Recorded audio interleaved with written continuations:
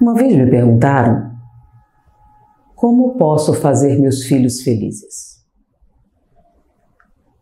Infelizmente, a resposta é simples, objetiva, direta, mas não é o que a gente quer ouvir. É impossível fazer outra pessoa feliz. A única pessoa que você tem o poder de tornar feliz é você mesma. Aceitar isso é uma das coisas mais difíceis.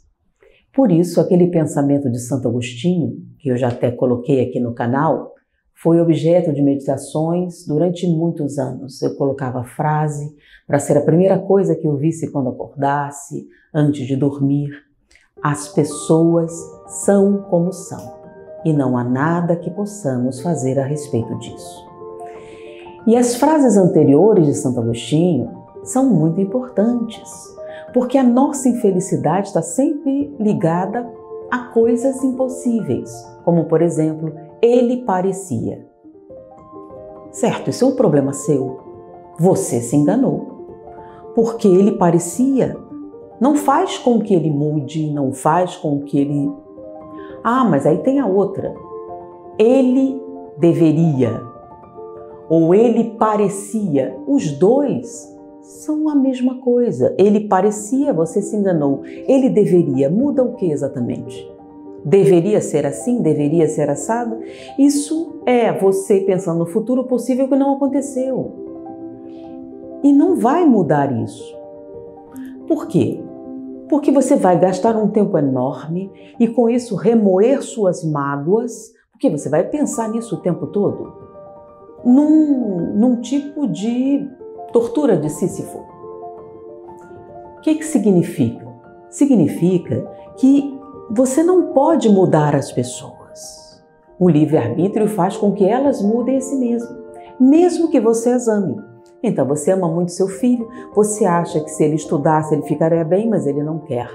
Não tem como você obrigar, é impossível. Você pode levar o cavalo ao coxo, mas não pode obrigá-lo a beber. Aceitar isso é muito difícil. Então uma grande parte do nosso sofrimento é imaginário. Ele deveria, ele parecia, ele poderia. Tudo isso são questões insolúveis, impossíveis e improdutivas. Então o que é que nós podemos trabalhar? O que você vai fazer com o que você tem. Agora, muitas das situações que estamos vivenciando com outras pessoas tem a ver com nossas decisões. Nós lamentamos as consequências das nossas escolhas, mas não levamos o tempo necessário para fazê-las. Então, quando eu vejo algumas pessoas antigas falando sobre o antigo ritual do namoro, que coisa antiga? É uma coisa antiga namorar, levar um tempo para conhecer a pessoa? Não, é uma coisa lógica. Porque se você não leva um tempo para conhecer a pessoa, como você vai saber se ela é egoísta, se ela é orgulhosa, se ela é ciumenta, antes de arriscar os seus sentimentos? É do conhecimento do outro, mas você não conhece a pessoa numa festa. Então, eu faço uma brincadeira com jovens às vezes, né? Há um tempo, tenho até que falar no passado, né? Por que o principal divertimento do jovem é ir no lugar escuro, enfumaçado e barulhento? E aí as pessoas davam as diversas respostas e eu dizia, para disfarçar a falta de assunto. Porque a pessoa não sabe iniciar uma conversa, não sabe desenvolver, tá, a fraseologia para retirar do outro respostas. Como é que você vai conhecer outra pessoa? Então, como você não consegue estabelecer um diálogo produtivo, você, no barulho, não dá para conversar, você disfarça. Se eu ficar calada, eu posso enganar que sou inteligente, que sou isso, que sou aquilo. Mas esse é o nome, enganar. Então, estabelecer um relacionamento com quem você não conhece te coloca no risco de encontrar alguém que não dê o que você espera. Mas o problema é de quem? É do outro? Não, é seu. Porque não fez o que deveria antes de tomar a decisão. Porque o problema é, você reconhece a pessoa pelo que ela é e acha que assim mesmo você consegue lidar, então sim, tudo bem. Mas é bom saber de antemão. Por exemplo, Eu converso às vezes. A pessoa ser egoísta não significa necessariamente falta de amor. Ele pode te amar muito, mas ser egoísta. O que significa isso? Ser egoísta. Ser egoísta significa literalmente: primeiro eu, depois os meus, aos outros nada. Que diferença isso faz na prática?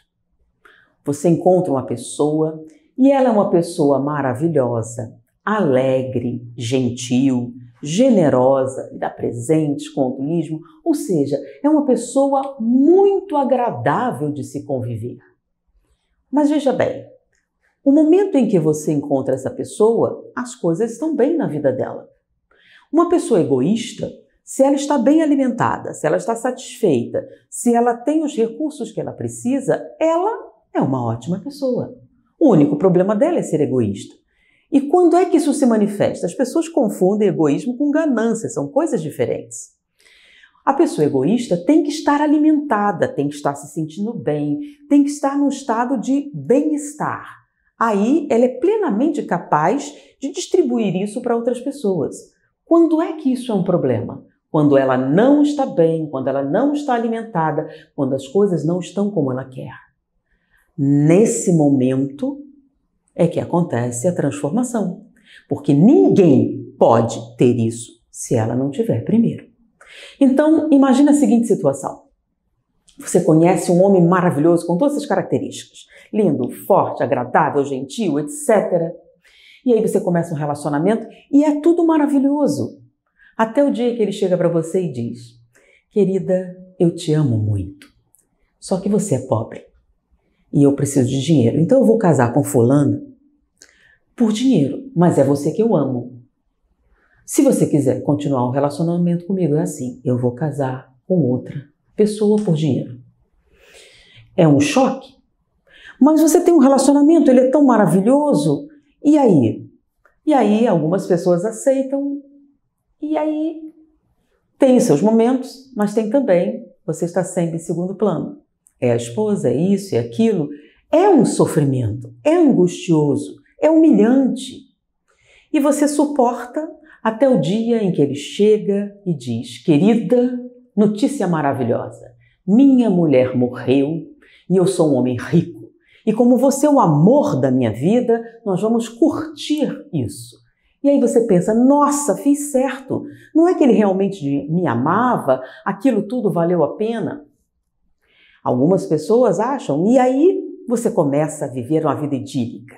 Então ele te dá tudo do bom. Olha, para comemorar esse momento maravilhoso, eu comprei aqui um presente para você. 2 passagens de primeira classe no Titanic. O navio mais maravilhoso e luxuoso do mundo. E aí vai você toda feliz passear no Titanic. Vocês sabem o que aconteceu com o Titanic. No meio do caminho, surgiu um iceberg e ele começa a afundar. E é nesse momento que ele vai manifestar uma coisa que você já sabia que existia. Ele tem um lugar no bote. Querida, é o seguinte, só tem um lugar no bote. Se eu pudesse empurrar alguém para você entrar, eu faria. Então ele ama, lembra? Primeiro eu, depois os meus, aos outros nada. Então, só tem um lugar no bote. Como eu não posso empurrar ninguém para colocar você, sinto muito. Se você sobreviver, me procura, porque você é o amor da minha vida. O que ele não disse é que você é o segundo maior amor da vida dele. Quem é o primeiro? Ele mesmo. Aí você vai dizer: então uma pessoa egoísta é uma pessoa terrível? Mas você pode ter uma outra pessoa que não é gentil, não é agradável, é mal-humorada, pessimista, cria uma série de atritos no relacionamento, mas coloca você em primeiro lugar. Se tiver um lugar no bote, é seu. Ele vai fazer o possível para que você esteja bem alimentada, que você tenha as coisas, por maior que sejam os sacrifícios. Então, entenda, existem qualidades e existem defeitos. Então, você pode ter uma pessoa encantadora e egoísta, e você pode ter uma pessoa desagradável e muito generosa. Entenda, não é falta de amor, as pessoas confundem. A pessoa egoísta ama, ama. A pessoa gananciosa ama, ama também. A pessoa orgulhosa também ama. Sim. Então, mesmo com os defeitos, elas amam e dão o que elas têm de melhor para a pessoa que ela ama. O que é que ela não pode dar? O que ela não tem. Então, se você escolhe uma pessoa egoísta, você não vai encontrar altruísmo. E se você espera isso, o problema é de quem? É seu. Se você foi enganada, por exemplo, você pode afirmar, fui enganada. O que é que você vai fazer com isso? É uma escolha sua, uma decisão sua, e você vai ter que conviver com as suas escolhas. Então entenda, as pessoas não são o que parecem, não são o que deveriam ser, não são o que gostaríamos que fossem. As pessoas são exatamente como são e não há nada que possamos fazer a respeito. Por isso, você tem que trabalhar você. Sua felicidade deve depender das suas conquistas. Então você vai estudar alguma coisa que te agrade, você vai realizar um hobby, que te dê alegria e prazer. Não aquilo que as pessoas acham mais importante, o que dá mais status, o que dá mais reconhecimento, porque significa que você está abrindo mão do seu prazer, dos seus desejos, em nome da escolha de outra pessoa. Por isso, quando as coisas não acontecem como você quer, você diz, ele deveria. Por que você colocou suas expectativas nas mãos de outra pessoa se o principal interessado era você mesmo? Então, eu sei que é complicado. Isso não é egoísmo? Não, não tem uma relação com egoísmo. Tem uma relação com o que você pode e o que você não pode fazer. Você pode mudar como o outro se sente? Não. Você pode mudar como você se sente? Sim. Você pode mudar um acontecimento ruim que aconteceu em sua vida? Não. Já aconteceu, você não pode mudar. E aí? Você pode mudar como você se sente a respeito. Chama-se ressignificação. Então, você pode mudar os seus sentimentos com relação a alguma coisa que aconteceu ou com relação a outra pessoa. Trabalhando em você, você resolve. Olha a seguinte frase. Fulano me irrita. Ok. É uma frase muito comum, as pessoas falam isso o tempo todo. Fulano me irrita, fulano me aborrece, fulano me deixa zangada. Vamos lá. Essas pessoas têm o poder mágico de mexer no seu humor? Não. Então, vamos colocar a frase corretamente. Por que eu permito que fulano me irrite? Por que eu deixo que cicrana me faça zangada? É você que dá a eles o poder. Então, se você tirar esse poder, fica com a sua escolha, como você quer se sentir. Parece impossível? Não. Realidade. Uma outra questão, por exemplo, por que é tão difícil esquecer a mágoa, um amor que acabou, coisas assim?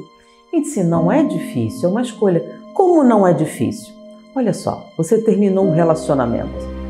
E aí você começa a ouvir aquelas músicas sobre término de relacionamento. Você que fica revendo as fotos, você fica... Muito bem. Se isso te causa sofrimento, como é que a gente faz? Não vamos lá. Simples assim. Por exemplo, você terminou um relacionamento. Oh, ele sentava no sofá. Se livra do sofá, troca os móveis. Tá afim no sofá? Ah, é a música que tocava. Muda a estação. Não ouça mais essa música. Ah, isso é para sempre? Não, enquanto isso causa esse sofrimento. E aí você começa a pensar, então você liga para alguém. Vem cá, você já comeu uma lagosta? Não, nem eu. Vamos fazer uma lagosta? É muito complicado você ficar pensando no seu amor quando você sai para comprar uma lagosta que você nunca comprou, quando você começa a tentar preparar aquilo com alguns amigos. Você está entendendo? Então, é mais ou menos assim. Uma brincadeira que eu faço com as pessoas. Pense num canguru. Pense no canguru. Aquele bichinho australiano. Está pensando no canguru? Agora eu vou pedir para você fazer uma coisa muito simples. Não pense no canguru. Não pense no canguru. Não pense no canguru. Está pensando no canguru? É porque você não sabe cumprir ordens? É porque você não sabe realizar uma coisa simples? Não, é porque é totalmente impossível. Porque o cérebro não entende esse não. Fica o canguru. Então, se você não quer pensar no canguru, você precisa o quê? Pense num coelho, pense numa floresta, pense em gatinhos. Então, você terminou o amor e está sofrendo. O que você precisa fazer? Não vou pensar nele, não. Você vai preencher. Então, alguma coisa que você nunca fez, que seja desafiante, alguma coisa que cobre sua atenção, relacione-se com outras pessoas, comece um curso, alguma coisa que você nunca fez na vida, alguma coisa que te deu um pouco de medo. Por quê? Porque a gente dá uma preocupação, uma coisa que tem a ver com equilíbrio, uma coisa, por exemplo, cozinhar uma lagosta é complicado. Se você ficar pensando no amor que passou, você vai perder um dedo quando você tentar abrir a lagosta. Ou uma coisa igualmente complicada, aprender a remar. Então, é possível sim superar alguma coisa desse tipo? Sim. Como? Trabalhando a pessoa mais importante da sua existência, que é aquela que vai te propiciar prazer, que vai te levar para lugares especiais, que vai permitir com que você usufrua dos mais diversos prazeres, a pessoa mais importante da sua vida, que é você. É você que vai te levar para esses lugares. É você que vai se abrir para novos horizontes. Então é muito importante, sim, trabalhar o seu interior, para que você não permita que outras pessoas definam como você sente e como você é. Muita paz.